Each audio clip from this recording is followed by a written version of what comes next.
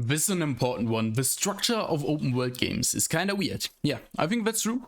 And let's get started.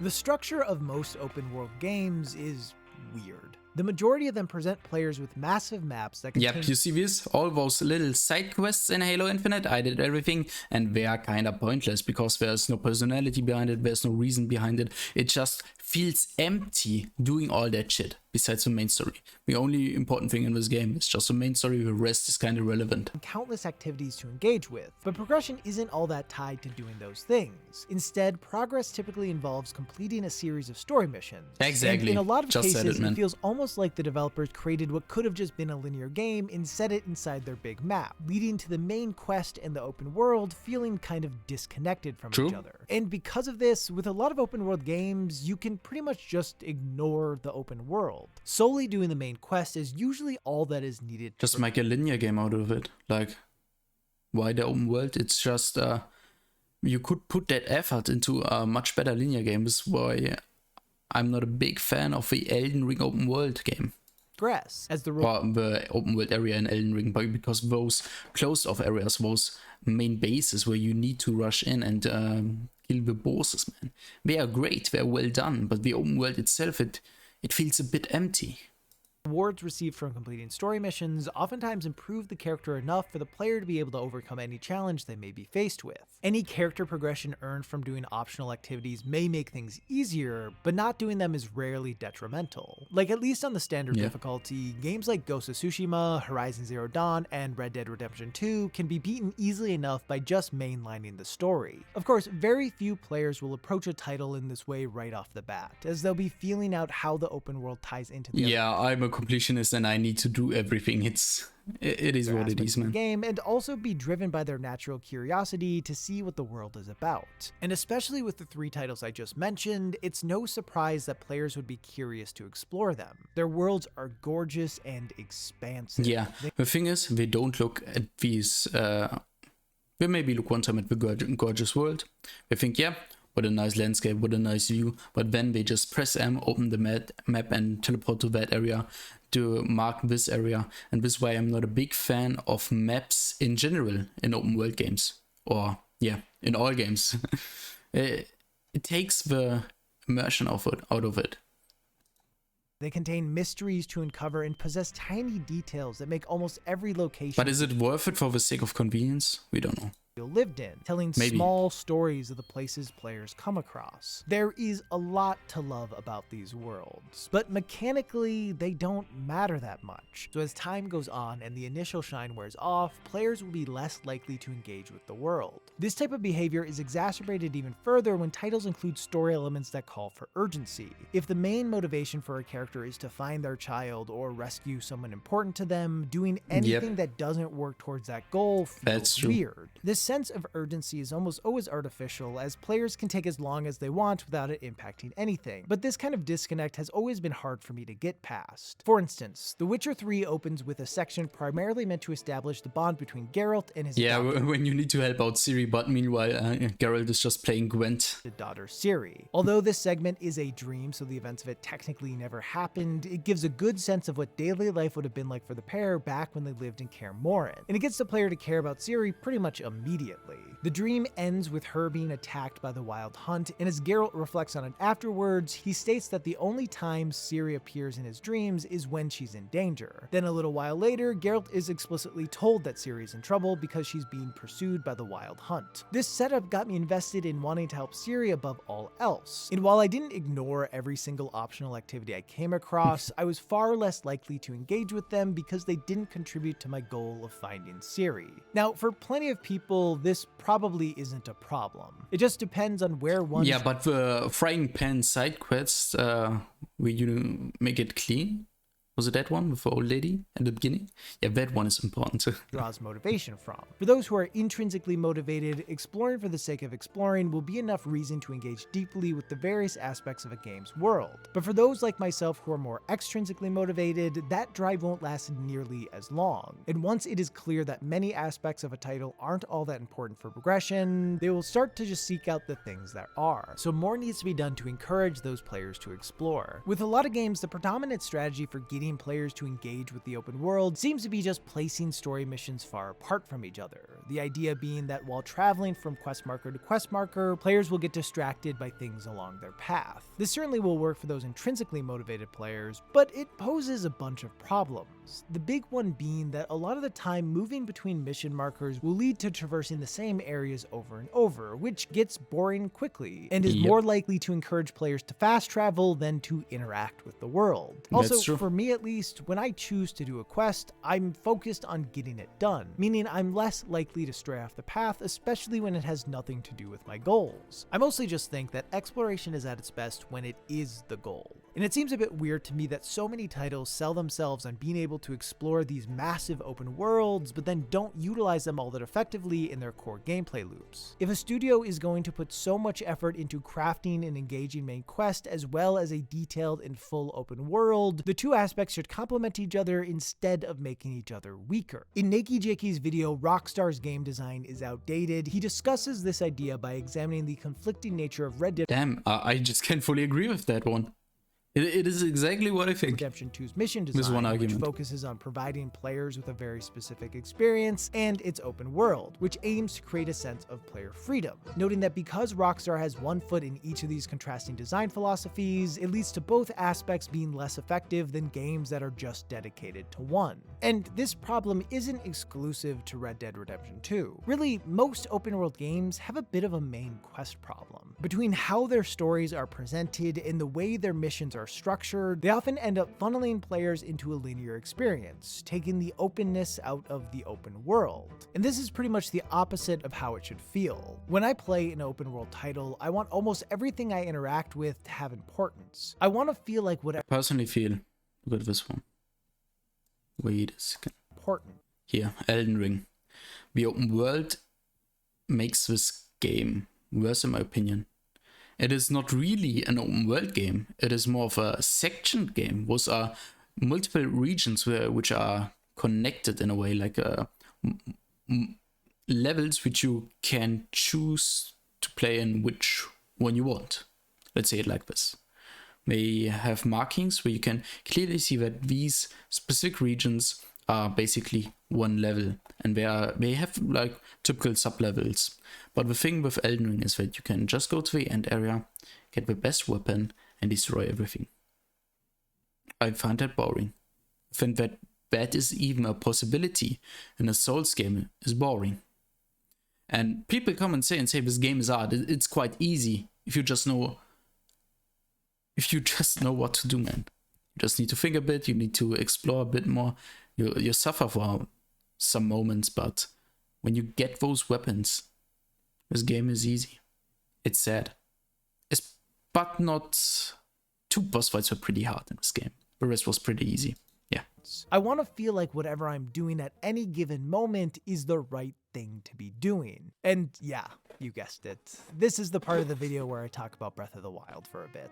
After clearing the Great Plateau, the player is tasked with the goal of destroying Ganon. It is an undertaking they can attempt at any point, although doing so right away will almost assuredly lead to certain death. The most effective way of dealing with Ganon is by completing the main quest of freeing the 4 divine beasts, but only doing that won't be nearly enough for most players to be able to overcome the challenges the game presents. At the start of Breath of the Wild, Link is extraordinarily weak, practically making it mandatory to explore the open world in order to get stronger, which is done through finding spirit orbs that improve Link's health and stamina, collecting Korok seeds to be able to have a bigger arsenal, and gathering stuff like weapons, armor, and materials that can be just was not a big fan of the breakable weapons things, because I kind of get a connection with your gear, especially in the MMORPGs when you farm that shit up and finally have that stuff. But if it just breaks and you can't repair it, I don't know, man.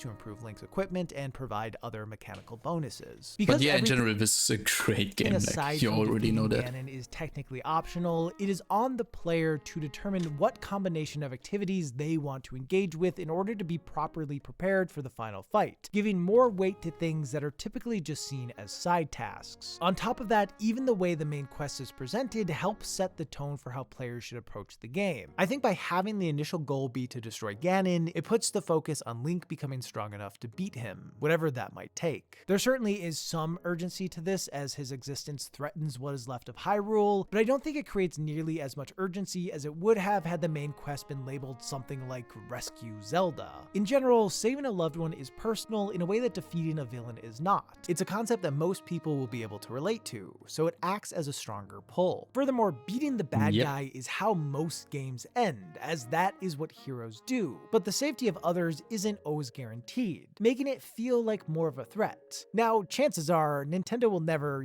kill Zelda, or at least not in any sort of permanent way, but I do still think that had the focus been on saving Zelda instead of destroying Ganon, I probably would have tried to approach it in the same way I did with The Witcher 3. In a lot of cases, story hooks that would be effective in typical narratives aren't well suited for open world games because they direct players too much. Now, Breath of the Wild is a bit of an extreme example, as it pretty much throws story to the wayside. As players have so much freedom in how they approach the game, it would have been nearly impossible for Nintendo to control the pace of certain story beats, as there is no guarantee players would ever even see them. So most stories within Breath of the Wild are self-contained, and they barely relate to or reference each other in any sort of notable way. The few story moments that do are all flashbacks, which give insight about Link, Zelda, and the other champions, but ultimately it is all supplemental information, leading to the game not having a typical narrative. This is one of the big reasons that's a good decision, actually. Breath of the Wild's world has so much freedom, but I don't think it is by any means impossible for a game to have a compelling main story and an effective open world that complement each other both narratively and mechanically. It certainly is harder, and given the nature of open world games, the pacing will never be perfect, as so much control is in the player's hands, but it is possible. It just takes avoiding certain kinds of story beats and using the right structure. And that's a big part of what frustrates me so much about Ghost of Tsushima, Red Dead Redemption 2, and Horizon Zero Dawn. I think Horizon Zero Dawn is one of the most generic games currently out there. I felt nothing watching all those cutscenes. I felt nothing playing this game. It's not necessarily a bad game. It is just generic. We've seen that all over again. It's basically Assassin's Creed 10 or something like that. And I just don't give a shit anymore if it's just the same thing over and over again. Few changes to their structure, they'd be able to keep their interesting stories while also giving more importance to the various aspects of their worlds. For instance, at the start of the game, Ghost of Tsushima seems like it will have a similar structure to Breath of the Wild. After losing a battle against the game's villain, Jin's uncle is captured, and the player is tasked with gathering enough strength to storm the castle where he is being held and reclaim it from the Mongols. When I first played, I was really excited by this setup, as it seemed like I'd be going around the countryside to clear out enemies in order to weaken the Mongol forces and in turn the strength of Castle Kaneda, while simultaneously recruiting allies who would make the assault on the castle easier. And on paper, the game kind of does that, but it is all part of the predetermined main quest. There are a set amount of characters that the player has to convince to come with, and nothing can change that number. Also, when the player eventually gets to the castle, the help the side characters provide is minimal. Pretty much at any given time, only one character accompanies Jin, and they don't do much, so the player will have to do most of the work anyway. Yeah, that's the thing in like nearly every game. Your NPCs, your allies, they are kind of garbage. They do nothing. They maybe can kill one enemy, but then they struggle with the other 20. And you're the one who's killing the other 90. That's a sad thing. I want to have a companion, a dude, or someone who actually can do something. Who's useful, maybe does a debuff, or I don't know, man.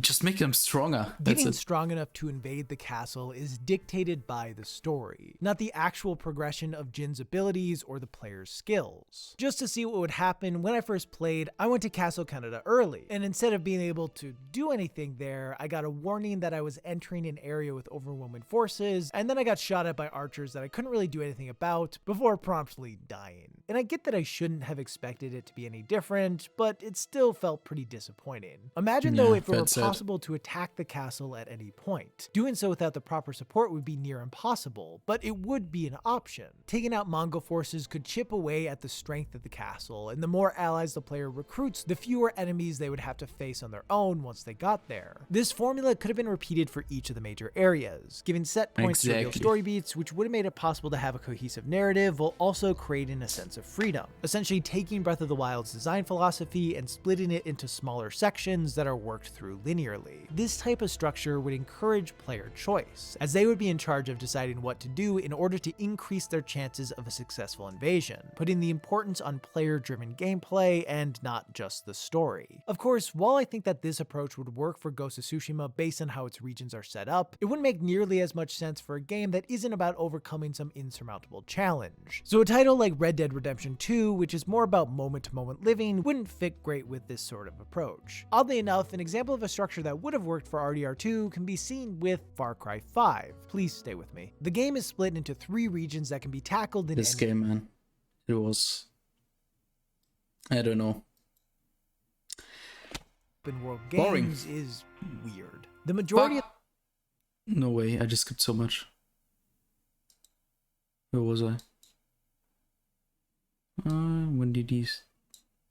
My bad. the story. Of course, while I think that this moment-to-moment living in any order. Each is run by a different member of the Seed family who is in charge of a cult known as Eden's Gate, and the player is tasked with destabilizing their reign in order to reclaim the region and eventually take them out. This is accomplished by earning resistance points, which are received through a slew of activities, ranging from rescuing hostages, to destroying structures built by the cult, to capturing outposts, to completing side and story missions. Nearly everything the player does nets them resistance points, giving more significance to the open world antics as it all helps progress the story. Once the player reaches certain thresholds, they gain the attention of the zone's leader, unlocking a mission that moves the story forward. Now admittedly, Far Cry 5 stumbles a fair bit with its execution of this structure. Players don't get to choose when they start the majority of the mandatory story missions, and instead, the members of the Seed family just kidnap them after they earn a certain amount of resistance points, which is cool the first time it happens, but it is far less interesting every time after that. This leads to an even bigger problem as certain missions become unavailable after killing the region's leader, which wouldn't be an issue if the player got to choose when the story missions were triggered, but given that they are almost always thrown into it unwillingly, it stands to create a fair bit of frustration. Furthermore, it feels a bit unbalanced in terms of how quickly the player gains resistance points. It should take a bit longer to liberate each region so that players have the chance to explore more of it before they lose their incentive to engage with the world, as once a region is cleared, there isn't a good reason to keep doing things within it. Despite all of that, the frame of having nearly all open world activities contribute to the progression of the story is a simple yet effective one.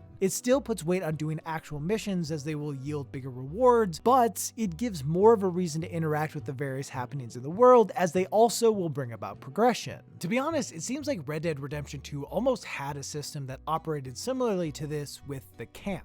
In it is a box where Arthur can contribute money to that is then used for various upgrades through the camp ledger, the majority of which really don't matter that much. And this seems like it would have been the perfect way to incorporate a progression system. Major story missions could have been tied to putting a certain amount of money into the camp funds. This would have given more value to doing any activity that earns money, like I don't know, it feels tedious.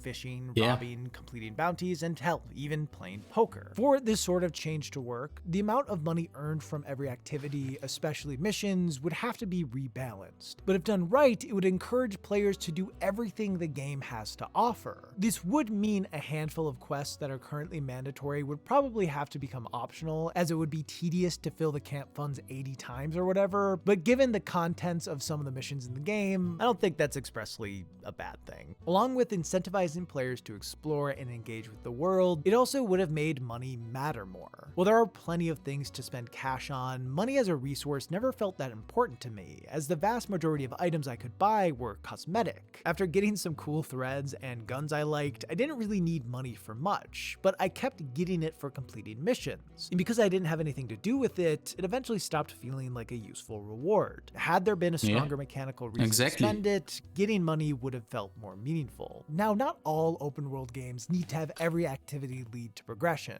Sometimes it's just about identifying the most interesting aspect of a title and tying it to that. Like take Pokemon Legends Arceus. The game essentially has 2 forms of progression the player needs to focus on. The first is the progression of the story, which unlocks an I'm kinda done with Pokemon games like this. I just watched this one and it felt so scuffed. It's insane. in a linear fashion as each mission is completed. The second comes in the form of the player's Galaxy Team rank, which increases as they identify, Like, capture, where's the polish in Nintendo games? We need to immediately improve the polish. in battle against Pokemon found throughout the world. Obtaining higher ranks allows them to access new areas and command higher level Pokemon. This structure makes it so players can't just rush through the main story, because in order to unlock all the regions, they need to raise their rank by filling out the Pokedex, which means they need to explore the world. Having progression be tied to not only the story, but also interacting with the Pokemon the player comes across, encourages engaging with the coolest aspect of the game, being around Pokemon. While the story itself isn't stellar, and they almost certainly could have included more things to do with the Pokemon, this two-pronged progression structure is a solid way to tell a clear story while also pushing players to engage with the central aspect of the game. I think this approach could have been a solid— Yeah, the thing is, this is decent at best. It can't be great. That's a problem. You want to have something to play where you feel needed, where you feel you need to really do that thing. But you don't get this from nearly every new open world MMOR. Bro, why did I say MMORPG? Because I was so disappointed of them, yeah. And in general, the open world games, it feels empty, tedious. Yeah.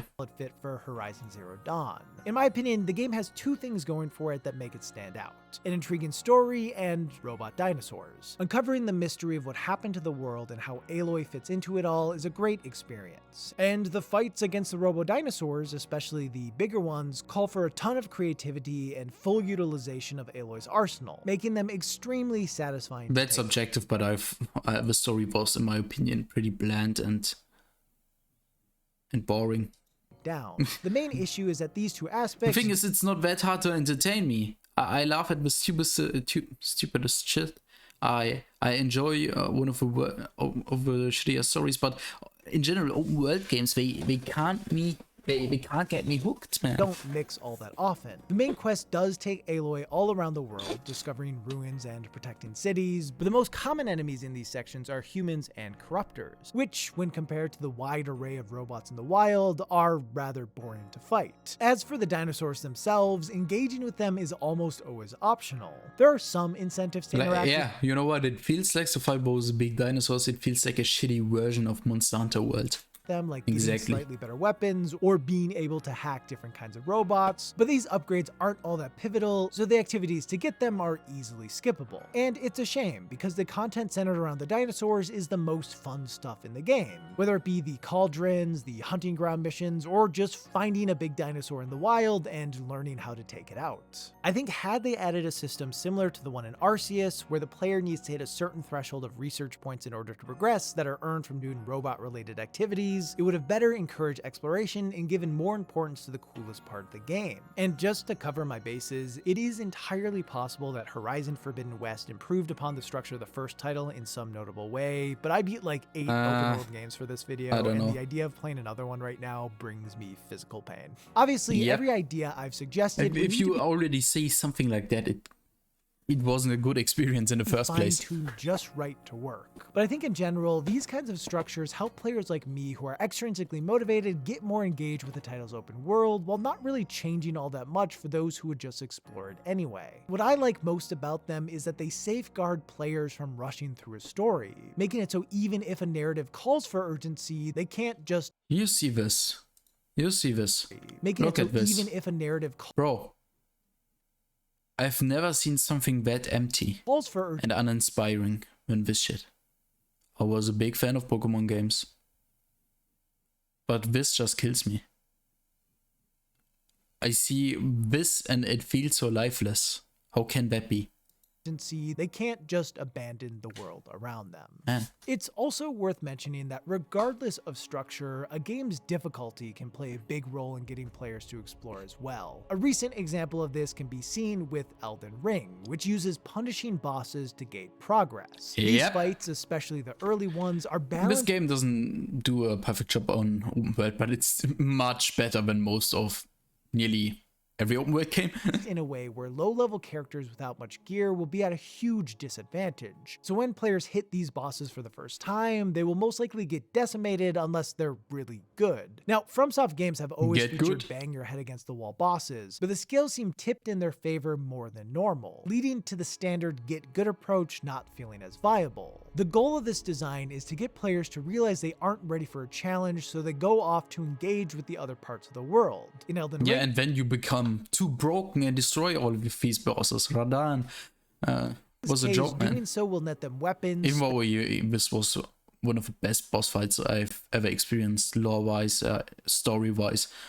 Damn, Razbuten. That was good shit. Spells, items for upgrades, and most importantly, runes, which are used to improve pretty much everything. This design worked really well for me, as when I hit the point I would normally rage quit in a typical Souls game, I just went off to explore somewhere else until I was strong enough to go back and kill the boss. Now, this system isn't perfect. While runes will always be important to players, they will inevitably be rewarded with a ton of things that aren't applicable to their build, which can kind of diminish the joy of finding things. Also, even though the design I was kind of disappointed with original pyromancy in Elden Ring. There's none of it there.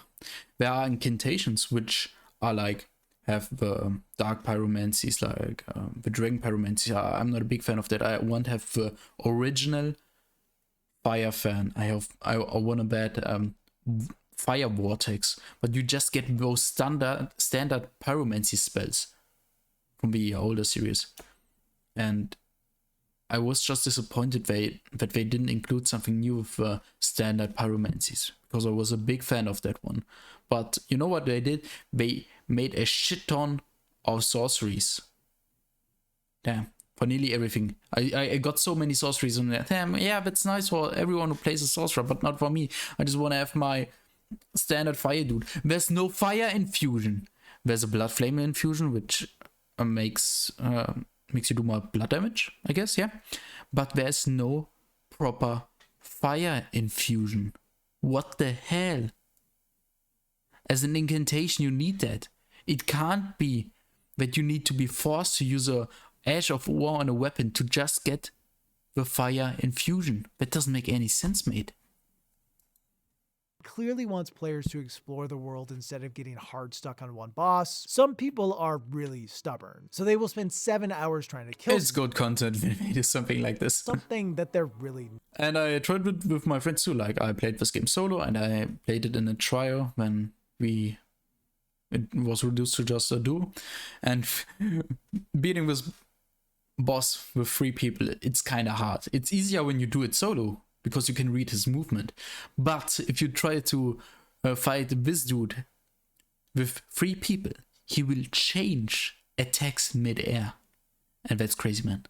That's so unpredictable, and you get destroyed. Not supposed to at that It's point. fun. It also doesn't help that previous FromSoft games have conditioned players to throw themselves at bosses countless times, no matter the odds. Yeah, I Lastly, like that. As Elden Get Ring good, is... mate. You need to try till you succeed. That's the good thing about Souls game, and this is why.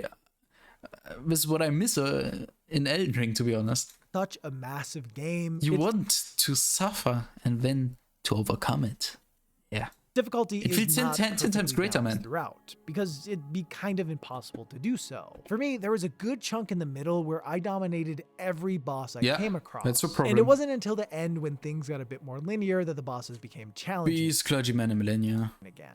Getting the balance right is the hardest part of using difficulty as an incentive to explore. As folks of all skill levels will play any given game, it is exceptionally hard for a title to present a challenge that gets it right for all of them. And that's why on paper, difficulty options are great, as they can provide players with a challenge that works for them. To be honest, bro, if they include a difficulty option in Souls games, I would be pretty disappointed. And Miyazaki stated that this is something that he will never do, because this is how he intended the game to be played, and that's how it should be.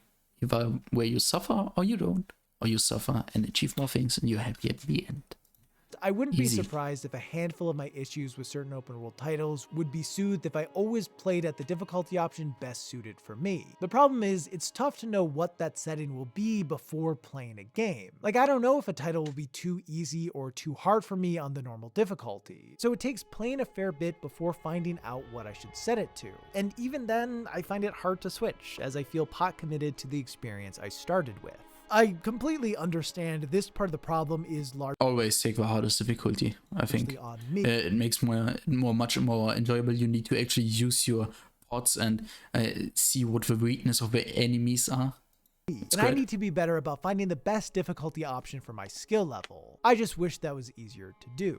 With that said, even when playing a game at the correct difficulty, it's not always going to be perfect. Most likely, it will make the earlier parts of a title feel like a suitable challenge, but as time goes on, that often shifts. As I pointed out with Elden Ring, balancing a sizable open world game will almost always have issues, because if the player has actual freedom over how they engage with the world, there are just too many factors for developers to account for. A big one being that different kinds of players want different things. Yeah, it's really impossible to balance an open world game. Some will only be happy the final boss is the biggest challenge they face, and others will strive to get as overpowered as possible in order to crush anything they come across. Yep. So even though difficulty is an effective tool, I generally say it is best to also pair it with a structure that is built to get players to explore, so if the challenge breaks down, they don't lose all their motivation. It's not beyond me that all of the titles I've been critical about in this video are well beloved by millions. They are considered to be some of the best in the genre, and honestly, in gaming in general. Like any game though, I just think they could be better. When looking at the structure of open world games in this way, I find myself wondering why so many of them end up being designed with stories and worlds that feel separate from each other. It could be that trying to maintain a cohesive vision when designing a massive open world game is exceedingly difficult. It could be that they want players to be able to approach them like a linear title if that's how they choose to play. And it could be that open world games sell a lot of copies. So even if the main focus of a game director is to tell a story, doing so within a giant ass open world will be more financially viable. Whatever the reason, I hope to see more studios reconsider how they do open worlds, because just placing a linear story within a big map feels like wasted potential. To be honest, before Breath of the Wild came out, I thought I hated open world games, but playing it opened my eyes to how good they could be. And that is why I'm so critical of them. It's a genre I genuinely love and feel Imagine something like Breath of the Wild with good graphics and better gameplay mechanics, man. Ooh. It would be insane. has so much promise, but not enough open world games really justify having an open world. Frankly, there's an argument to be made that a lot of these titles would have been better it is called Elden Ring. off as linear games that have some exploration through a hub world like God of War 2018. And I feel bad even thinking that because so much work goes into creating these gorgeous and massive worlds. I just want them to matter. Which is why I think open world games You need that emotional connection between yourself and the world, man. their worlds first. Or you wouldn't care about shit what happens here, man. Everything they can to encourage all players to want to explore them. And speaking of exploring new and old frontiers, let me tell you about this video's sponsor, Brilliant. Brilliant is a problem-solving website that provides interactive courses And to the teach sponsor you again. Go support it, man. ideas and hone Go your support him. understanding of topics primarily relating to math and science. It's great for people trying to learn something for the first time, and also those who want a refresher about stuff that they learned when they were Go young subscribe. but forgot years ago. Razbuten. I grew up loving these subjects until all of my classes turned into tedious lectures, pretty much stamping all of the joy I had for them out of me, which is a bummer for a lot of reasons, but mostly because now I feel like there are a ton of practical STEM skills I missed out on. And that's why I think Brilliant is great, as it gives a frame to work within with courses that are actually fun to do, making it much easier to engage with. One course that I've been enjoying is focused on probability and its applications in the real world. I play a lot of tabletop RPGs, and when something unlikely happens through a series of rolls, I'm always curious about what the probability of that thing happening was. And this course taught me the skills of how to figure that out,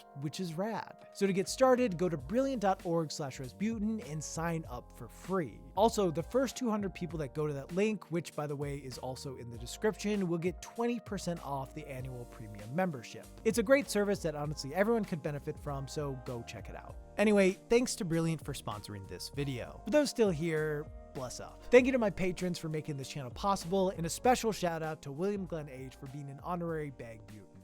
I hope you have a great day and or night, and I will see you in the next one. So yeah. And yeah, that's actually it. I hope you enjoyed it. I hope you got a different view on open world games in general. You need to really think about this shit. It's important, I guess.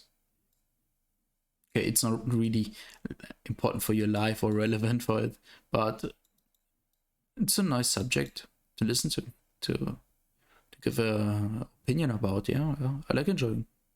I like seeing this shit. Like Razbuten, man, he goes more into those deeper things, and that's great. If you've enjoyed it, if you want to see more reactions like this, I guess you can subscribe to me as well. I do a bunch of reactions on random shit, anime gaming, the newest stuff, as always. And that's actually it. I see you next time. Wafer out.